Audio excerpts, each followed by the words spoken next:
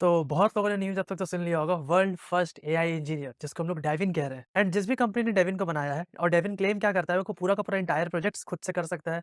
GitHub के PRs को fix कर सकता है, कोड को डिप्लॉय कर सकता है, इवन अपवर्क पे जितनी भी फ्रीलांसिंग्स के जॉब्स है उसको भी कर सकता है। एंड बस और क्या, इतना न्यूज़ काफ़ी है पूरे के पूरे इंटरनेट पर सेंसेशन फैलाने के लिए। हर जगह आपको डेविन के रिलेटेड पोस्ट दिखेंगे कि अब जॉब सॉफ्टवेयर डेवलपर्स के जॉब नहीं रहेंगे, एआई हर चीज़ को रिप्लेस करने वाला है, लॉट मोर थिंग।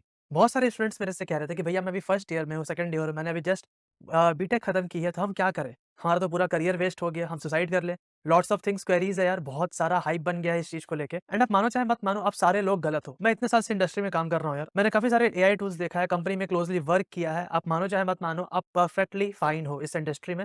आप बहुत अच्छा लंबे समय तक टिकने वाले हो, कोई भी प्रॉब्लम्स नहीं आने वाला है। आज की वीडियोज़ में मैं आपको 3 स्ट्रॉन्ग रीज़न बताने वाला हूँ, जिसके कारण मैं पैनिक नहीं हूँ डेविन के से रिलेटेड, और आप भी पैनिक मत रहो। भैया हम और पैनिक ना हो, ऐसा कैसे हो सकता है? बल्कि बहुत सारे स्टूडेंट्स ना मुझे समझा रहे थे कि भैया आप समझो, डेविल सच में आपका भी जॉब खा जाएगा। बहुत chaos हो गया मार्केट में यार। एंड ट्रस्ट मी, इस वीडियो में अपन बहुत सारी चीजें क्लियर करने वाले हैं। तो सबसे पहला पॉइंट आता है कि आप एक चीज को समझो, AI tools is working as a business. आप ना बस एक चीज को यहाँ पे बिजनेस पर्सपेक्टिव से समझने की कोशिश करो। जितनी भी कंपनी जो एआई टूल्स बना रही है, डेफिनेटली उनको धंधा करना है। वो अपने प्रोडक्ट्स को बेचेंगे। अब बेचने के लिए वो क्या करते हैं, स्टार्टिंग से बहुत ही कूल डेमो दिखाएंगे कि हमारा प्रोडक्ट ये कर सकता है, कोड डिप्लॉय कर सकता है, पूरा इंटायर प्रोजेक्ट बना सकता है। सॉफ्टवेयर डेवलपर्स की भी जरूरत नहीं रही, लेकिन एक्चुअली में उस सारे प्रोडक्ट्स की कुछ ना कुछ लिमिटेशन होती है।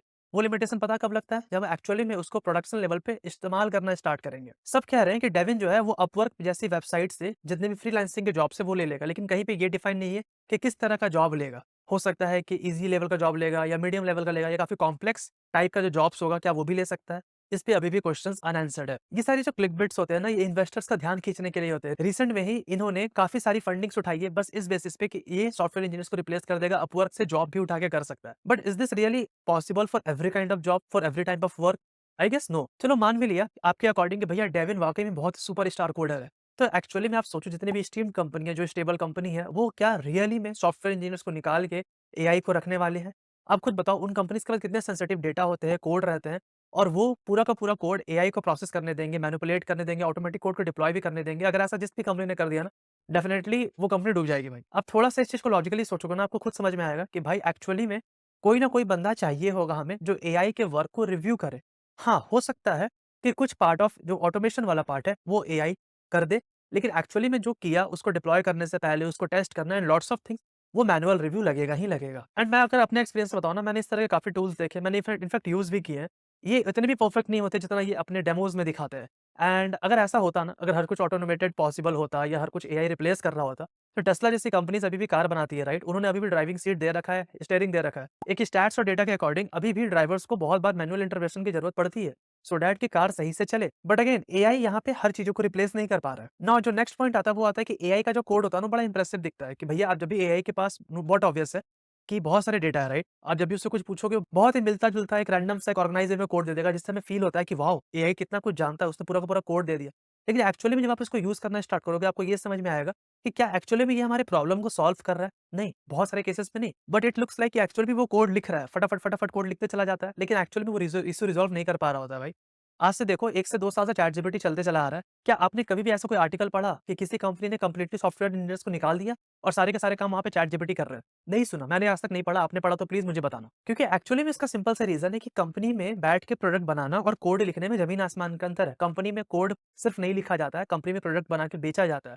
एआई जो है वो क्लाइंट के साथ बैठ के डील नहीं कर सकता, लेकिन ह्यूमन्स क्लाइंट की नीड समझ सकता है कि एक्चुअली में उनकी क्या रिक्वायरमेंट है।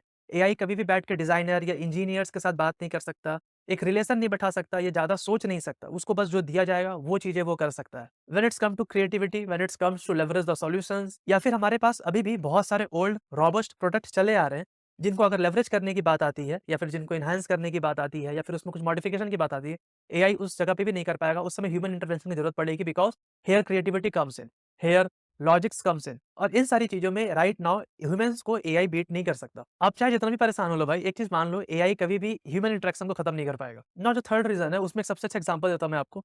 आज से बहुत साल पहले, 20 साल, 15 साल पहले हमारे पास जो कोड एडिटर होते थे, वो टेक्स्ट फॉर्मेट में होते थे। नॉर्मल टेक्स्ट एडिटर होते थे, हम लोग उसमें कोड लिखते थे, उसको रन करते थे, ठीक है? कुछ भी दिमाग नहीं लगाते थे, बस लॉजिक्स वाला पार्ट लिखते थे और हम लोग कोड को सबमिट करते थे। फिर धीरे-धीरे जैसा समय बीता, हमारे पास क्या आया, विजुअल कोड स्टूडियो आया, जहाँ पे काफ़ी सारी चीज़ें आई, कलर कोडिंग आ गई, ऑटोमेटिक इंडेंटेशन वाला पार्ट आ गया, हम लोग खुद से कोड को सही कर सकते हैं, ठीक है? कोड अच्छे से दिख रहा है विद ऑटो कंप्लीट फीचर, जो कि गेम चेंजर था। हमें बस कुछ चीज़ें लिखनी थी, बाद बाकी पूरी लाइन्स खुद ब खुद कंप्लीट हो जाती थी, ठीक है?